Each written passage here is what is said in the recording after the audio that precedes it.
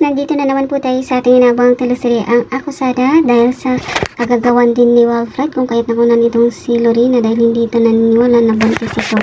At ayun na nga, sobrang nagsisisi din itong si Wilfred dahil sa nangyari, pero syempre huli na ang lahat.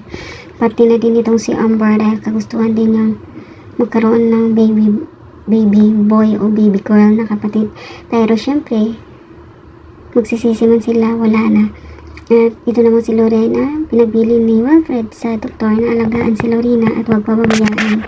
At nung nakalabas nito si Lorena at nasa kulungan na ulit ito, binisita ito ni Tristan kung kaya nagulat sila nung nalaman nilang gano'n nangyayari sa kanyang ate. At tamang pumunta din ito si Wilfred doon para alam kung ano yung kalagayan ni Lorena at nagdala pa talaga ito ng food supplement o mga vitamins para sa kanya, pero habang kinakausap siya ni Lorena, pinagtulo ng luha nito at galit ang galit ito sa kay Wilfred.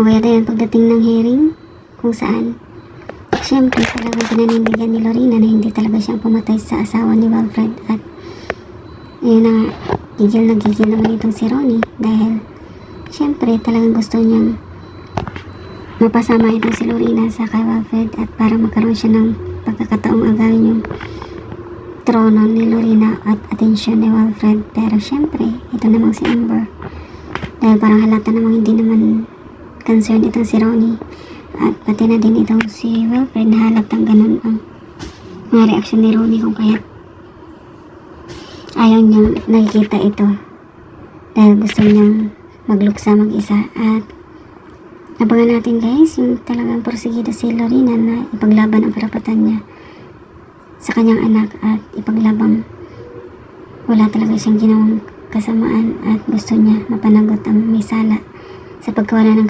kanyang baby. Pero lingid sa kalaman ng lahat, si Ronnie pala may kagagawa nito dahil may inutusan itong tao na para lagyan ng gamot o lason ang pagkain ni Lorena kung kaya nakuha nito. At yun na nga guys, maraming salamat sa panonood. Please don't forget to like, subscribe, and press the bell button for you to notify you on my next video. Thank you and bye!